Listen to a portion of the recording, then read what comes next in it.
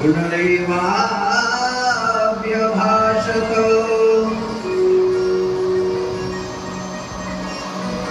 भगवान सांब सदाशिव जी 2.5 वर्ष तक शिव जी एकाग्र बैठे रहे कि राजा हिमाचल के यहाँ से कहीं न कहीं कोई न कोई संदेश लेकर के आए, पत्रिका, लग्न पत्रिका लेकर के आए। जब कोई लग्न पत्रिका लेकर के नहीं आया तो भगवान भोलेनाथ ने नारद जी को बुलाया कि अहो नारदो धन्यो भगवान प्रीतिवर्धन।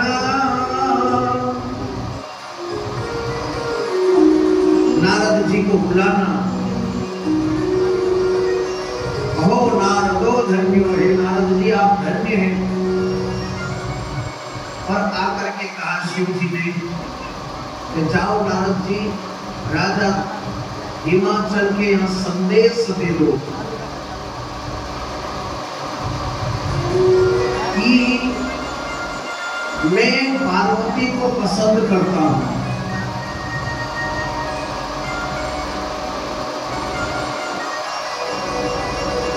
नारद जी का जाना, राजा हिमाचल से कहा कि भगवान प्रीतिवर्धना, तुम्हारी पार्वती को शिव जी पसंद करते हैं, पाणी ग्रहण संस्कार पार्वती का हाथ मांगते हैं। तो जब नारद जी ने हिमाचल राजा से कहा तो हिमाचल राजा ने कहा कि मांगने के लिए आए, मेरी बेटी को खुद चल करके मांगने के लिए आए। नारद जी ने जाकर के ऐसा कैसा समाचार दे दिया कि भगवान आपसे ये कहा कि आप खुद जाओ और राजा हिमाचल के यहाँ जाकर के पार्वती को मांगो, उसका हाथ मांगो। भोलेनाथ ने कहा कि मैं और मांगू, ये तो कभी हो ही नहीं सकता। अगर जो मैं मांगने के लिए जाऊंगा तो फिर तो घर बसाना पड़ेगा, घर बनाना पड़ेगा, लंका बनानी पड़ेगी, परिवार पड़ेगा, और 84 के चक्कर में परपंच में पड़ जाऊंगा। परपंच बवाल में अगर पड़ गया तो फिर मेरा तो सब मामला गड़बड़ा जाएगा। इससे तो कुंवारा ही अच्छा। 6 महीने फिर बीत गए, कोई समाचार नहीं। भोलेनाथ ने कहा कि इस मामले में अब कोई सार नहीं है। अब भोलेनाथ से पार्वती के बिन रहा भी नहीं जाता। भोलेनाथ ने रूप बदल लिया और रूप बदल करके मदारी का रूप धारण किया। काय का रूप धारण किया? मदारी का। और रूप बदल करके नटराज बने भोलेनाथ, और नटराज बन करके पार्वती का हाथ मांगने के लिए राजा हिमाचल के घर पहुंचे। आगे चले, पहले नगर में मदारी खेल क्या करता है? मदारी खेल क्या करता है? जहाँ चुराया होता है, चौपाटी होती है, जहाँ अच्छी पब्लिक इकट्ठी हो सके, उस जगह जाकर के शिव जी ने मदारी का खेल चालू कर दिया। नटराज बने, नाट्य लीला बताना चालू करी।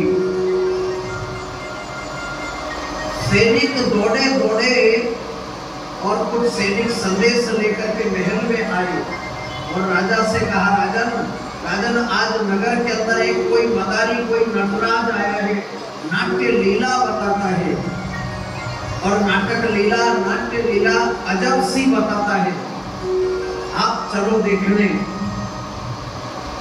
राजा ने थोड़े खुद ही गए, राजा चौराहे पर जाकर के खड़े रहे, पूरी लीला देखी। राजा ने मन में विचार किया कि यहाँ पर मैं अकेला देखूंगा। नटराज एक काम कर कि आप कौन हो? कि मैं राजा हूं और मैं निमंत्रण देता हूं तेरे को कि तू चल मेरे घर, और मेरे घर चल करके मेरे परिवार वालों का भी मनोरंजन करना। मेरे परिवार में जो बाल बच्चे हैं, पार्वती है, पुत्र है, पत्नी है, बेनावती है, सभी का मनोरंजन करना। चल महल में, चल राज्यसभा में नाट्य लीला बताना। राजा भोलेनाथ प्रसन्न हुए। भगवान आपकी इच्छा है महाराज, आप तो हमारे भगवान के राजा, भगवान के बराबर होता है।